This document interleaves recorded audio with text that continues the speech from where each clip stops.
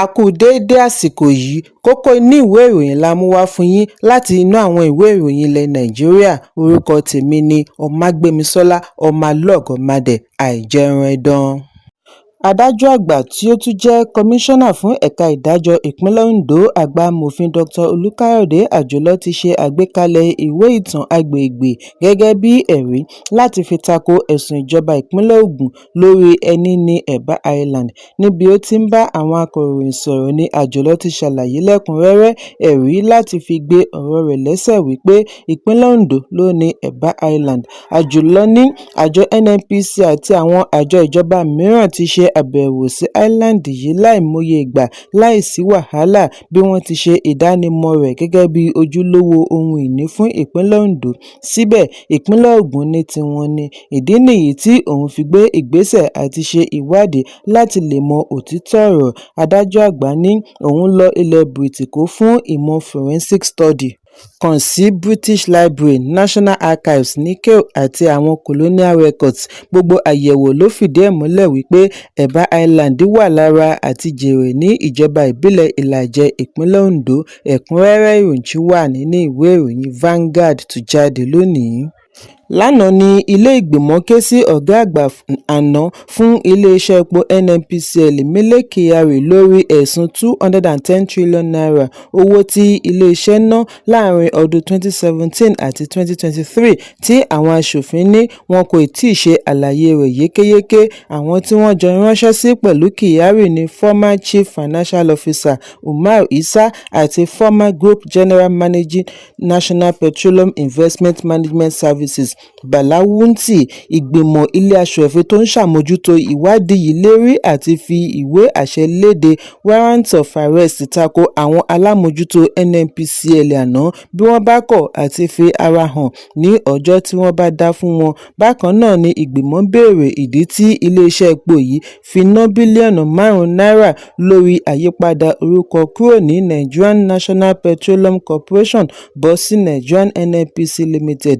Alága ìgbìmọ̀ Sínátọ̀ Aliu Wadada láti ìwọ̀ oòrùn Nasarawa ka ìpinnu yìí sétí àwọn akọ̀ròyìn. Ó ní gbogbo òṣìṣẹ́ àná yìí gbọ́dọ̀ fi ara hàn pẹ̀lú ọ̀gá àgbà lọ́wọ́lọ́wọ́ Báyọ̀ Òjólárì. Ẹ̀kúnrẹ́rẹ́ ìròyìn wà nínú ìwé ìròyìn Punch tó jáde lónìí. Àwọn afurasí Boko Haram ni a gbọ́ wípé wọ́n ti jí olùgbé tí kò dín ní 300 gbé níbi ìkọlù alágbára tí ó wáyé ní ìlú Ngoche, ìjọba ìbílẹ̀ Goza, ìpínlẹ̀ Borno lóru mọ́júmọ́ Ọjọ́rú, tí ó mú àwọn tí orí kó yọ sá àsálà lọ ìlú mìíràn lágbègbè níbi tí ọ̀pọ̀ ti ń sùn lójúnà àti ọgbà ilé-ìwé látàrí ìbẹ̀rù kí wọ́n má padà wá ṣe ìkọlù mìíràn sí wọn.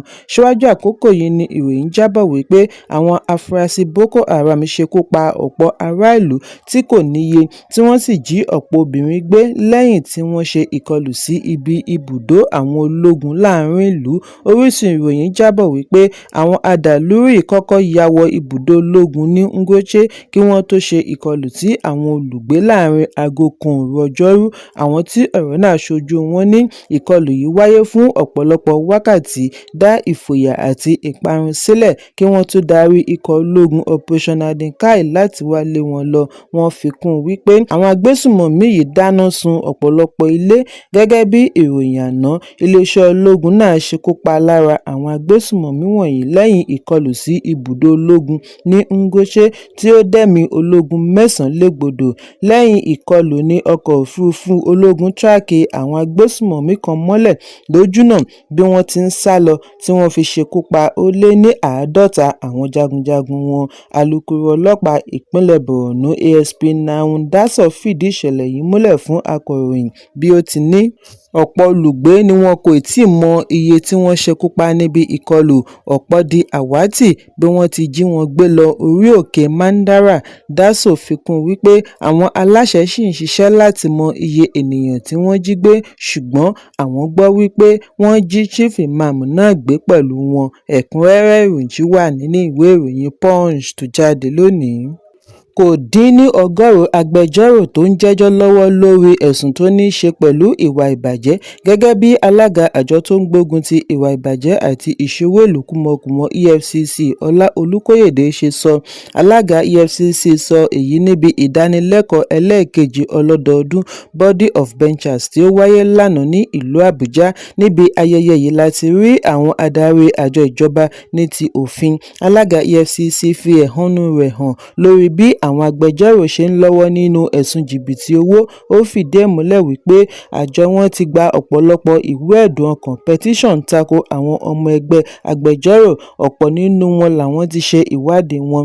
Olúkóyèdé fi kún wípé ìwádìí wọn ṣe àwárí oríṣiríṣi ẹ̀sùn bẹ̀rẹ̀ látorí dídarí owó tàbí àwọn tí wọ́n ṣe àtìlẹ́yìn fún money laundering. Ó ní kí òun tó dé òun yẹ database wò lòun bá ṣàwárí wípé àwọn ní tó ọgọ́rùn-ún ẹ̀sùn lórí àwọn àgbà adájọ́ tí wọ́n ń yanjú lọ́wọ́. Ó ṣe pàtàkì kí àwọn jọ ṣiṣẹ́ papọ̀. Alága Body of Benchers tí í ṣe adájọ́ àgbà àná Káyọ̀dé Ariwoola ní ìpéjọpọ̀ yìí ṣe pàtàkì láti ronú jinlẹ̀ lórí ipò tí òfin wà. Ó ní ìpàdé wọn lónìí kì í ṣe fún wẹ̀jẹwẹ̀mu ṣùgbọ́n àkókò láti ronú lórí àṣà, ìṣe àti òfin iṣẹ́. Adájọ́ àgbà fún Nàìjíríà Adájọ́ Kudirat Kékeré-Ẹkùn náà tẹnumọ́ pàtàkì àti gbófinró lórí iṣẹ́ òfin. Bí ó ti ní ojúṣe Benchers kọjá kí wọ́n kàn máa gba ọmọ ẹgbẹ́ nìkan ṣùgbọ́n láti pa òfin mọ́ ní Nàìjíríà. Ẹ̀kúnrẹ́rẹ́ ìròyìn wà nínú ìwé ìròyìn The Nation tó jáde lónìí. Adájọ́ Joyce Abdulmalik láti Ilé-ẹjọ́ Gíga ìlú Àbújá ti gba béèlì AGF àná àgbà amòfin Abubakar Malami pẹ̀lú igba mílíọ̀nù náírà (200 million naira) lórí ẹ̀sùn n8.7 billion owó màgòmágó tí ìjọba àpapọ̀ fi kàn án. Malami pẹ̀lú àwọn tí wọ́n jọ ń jẹ́jọ́ ni wọ́n gbọ́dọ̀ pèsè onídùúró méjì pẹ̀lú iye kan náà. Níbi ìdájọ́ òní ni Adájọ́ Abdulmalik ti pàṣẹ wípé onídùúró méjèèjì gbọ́dọ̀ ní ilé ní Maitama tàbí Asokoro kí Igbákejì Chief Registrar ṣe àgbéyẹ̀wò ìwé ilẹ̀ wọn. Malami, ọmọkùnrin rẹ̀ àti ìyàwó ló ń jẹ́jọ́ lọ́wọ́ ní adájọ́ ní wọ́n gbọ́dọ̀ ṣe àgbékalẹ̀ ìwé ìrìnnà wọn sí ilé-ẹjọ́. Wọn kò sì gbọ́dọ̀ fi orílẹ̀-èdè sílẹ̀ láì kọ́kọ́ gba àṣẹ láti ilé-ẹjọ́. Bákan náà ni adájọ́ ní kí wọ́n ṣe àgbékalẹ̀ àwòrán recent passport photograph sí ilé-ẹjọ́. Adájọ́ wá pàṣẹ kí wọ́n sì fi Malami àti ọmọkùnrin rẹ̀ sí ọgbà ìwà àtúnṣe Kùjé, kí wọ́n mú aya rẹ̀ lọ ọgbà ìwà àtúnṣe Suleja ní ìpínlẹ̀ Niger títí wọ́n á fi yanjú gbogbo gbèdéke ìyọ̀ǹda wọn. Títí di àsìkò ìkóròyìnjọ ni wọ́n kófìrí bí ẹbí, ará àti alábàáṣe mínísítà ẹ̀ka ìdájọ́ àná ṣe ń lọ kiri àti rí ìyọ̀ǹda wọn gbà. Ṣùgbọ́n Adájọ́ Abdulmalik ti fi ìgbẹ́jọ́ mìíràn sí ọjọ́ 16 oṣù kẹta láti fi tẹ̀síwájú lórí ẹ̀sùn ìwà ìbàjẹ́ tí wọ́n fi kan Malami àti mọ̀lẹ́bí rẹ̀. Adájọ́ Emeka Nwite láti Ilé-ẹjọ́ Gíga ìlú Àbújá ni ó ti kọ́kọ́ gba béèlì Malami pẹ̀lú $500 million (500 million naira). Lẹ́yìn tí ó lọ fún ìsinmi ni ẹ̀sùn yìí bẹ̀rẹ̀ lákọ̀tun pẹ̀lú Adájọ́ Abdulmalik. Ẹ̀sùn oníkókó 16 ni àjọ EFCC pè sílé-ẹjọ́ tako Malami, ọmọkùnrin rẹ̀ àti ìyàwó. Ẹ̀kúnrẹ́rẹ́ ìròyìn wà nínú ìwé ìròyìn Daily Post tó jáde lónìí.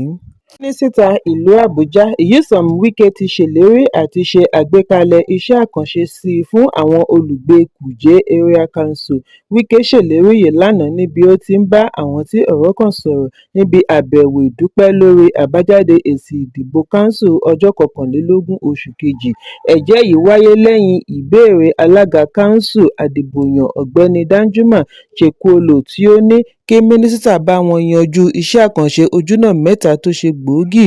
Wike ṣèlérí àti jókòó pẹ̀lú alága àdìbòyàn lẹ́yìn ìbúra pẹ̀lú àwọn adarí ìlú láti pinnu èyí tí àwọn á kọ́kọ́ bẹ̀rẹ̀ nínú iṣẹ́ àkànṣe yìí. Ó ní òun nífẹ̀ẹ́ sí àwọn ará Kùjé nítorí wọ́n ti ṣe ohun tí àwọn fẹ́, àwọn náà á sì ṣe ohun tí wọ́n fẹ́. Ẹ̀kúnrẹ́rẹ́ ìròyìn wà nínú ìwé ìròyìn The Nation tó jáde lónìí. Ààrẹ orílẹ̀-èdè United States Donald Trump ti ní òun nílò láti lọ́wọ́ nínú yíyan adarí Iran tuntun. Trump sọ èyí lánàá lẹ́yìn ọjọ́ 5 tí wọ́n ṣekú pa adarí Iran pátápátá Ali Khamenei níbi ìkọlù alápapọ̀ tí US àti Israel ṣe sí ilé rẹ̀ ní Tehran. Gẹ́gẹ́ bí àlàyé Trump, ó ní Iran kàn ń fàkókò ṣòfò lásán ni bí wọ́n bá dá lábàá àti yan adarí mìíràn láìkàn sí US. Bákan náà ni ó kéde wípé kí Mojtaba Khamenei tí í ṣe ọmọkùnrin Khamenei tí wọ́n gbé yẹ̀wò láti gba ipò kò ṣe ìtẹ́wọ́gbà fún òun. Ó ní òun fẹ́ ẹni tí yóò mú àlàáfíà àti ìrẹ́pọ̀ wà ní Iran.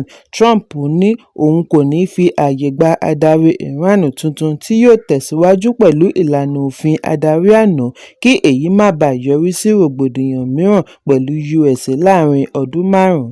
Ẹ̀kúnrẹ́rẹ́ ìròyìn wà nínú ìwé ìròyìn Premium Times tó jáde lónìí. Kókó inú ìwé ìròyìn àsìkò yìí kò ní jù báyìí lọ.